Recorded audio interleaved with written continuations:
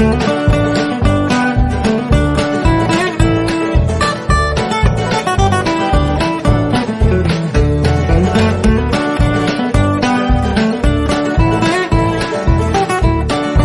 to my channel, guys. Happy Valentine's sa ating lahat.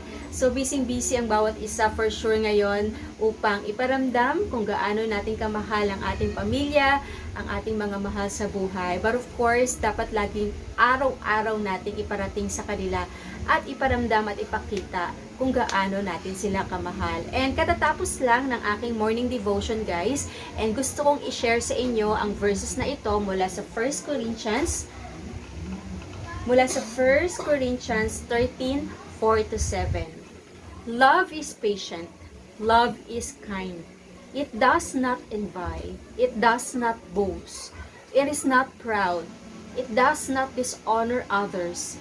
It is not self-seeking. It is not easily angered. It keeps no record of wrongs. Love does not delight in evil, but rejoices with the truth.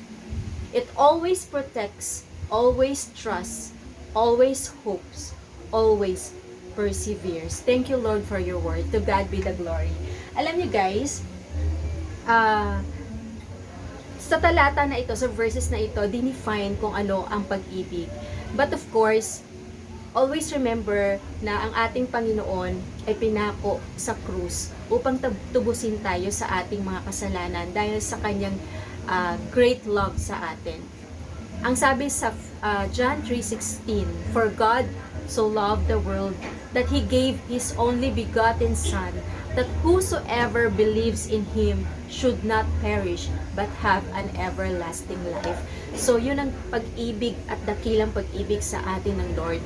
And always remember, love starts with God and ends with God because God is love. So again, happy Valentine's sa bawat isa sa atin and enjoy your day, guys. At ngayong araw na ito, hinihintay ko na lang magising yung aking anak kasi tulog pa nga siya. I'm sorry, guys, medyo maingay sa labas kasi merong celebration. So I hope hindi tayo ma-distract ngayong araw na ito and kasi sa tapat lang sila. And yun nga, guys, siguro dahil hindi naman kami makakapag-celebrate as family ngayong araw na ito dahil wala naman yung aking asawa, nasa South Korea, and dalawa lang kami ng aking anak dito, ay ika-grant ko na lang yung kanyang request na ipa-deliver yung kanyang paboritong pagkain to celebrate this Valentine's Day. So guys, dyan lang kayo. Guys, gising na yung aking anak. Good morning! Happy Valentine's! You say Happy Valentine's, Daddy? Happy Valentine's, Daddy. I love you! Love you. So guys, magpapadeliver kami ngayon dahil Valentine's Day. Pagbibigyan ko ang batang ito sa kanyang paboritong pagkain. What do you want? Pancit with shrimp.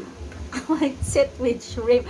So I think choking yung tinutukoy niya. So, oops, anak, may kumakatok. Ay, may tumatawag. Can you please check? Okay, okay. So, magpapadeliver na kami, guys, ng aming pagkain. Ano yan? Sino yan? Wow! Guys, wait lang kasi may tao sa labas. Mukhang may pa-surpresa na naman si Mayor. So, mukhang may pa-surpresa yung aking asawa. So, guys, babalikan ko kayo.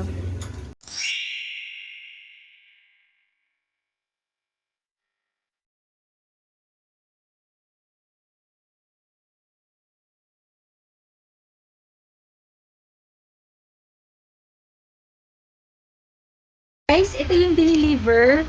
And, speechless na naman ako. Thank you so much, Daddy, sa paandar mo ngayong Valentine's Day. Thank you so much for always, for your sweet gestures, for always making me feel special.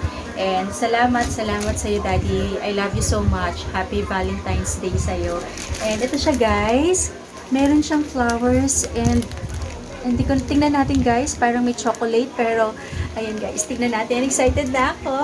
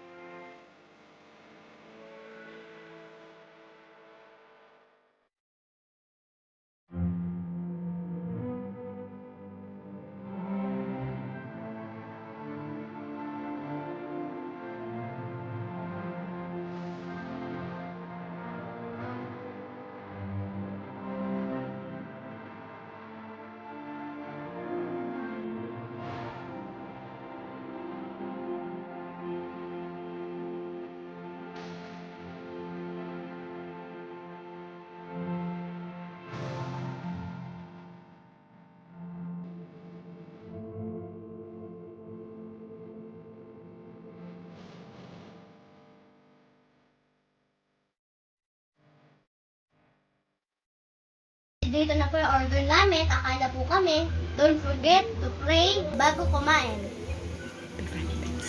Happy Valentine's Day!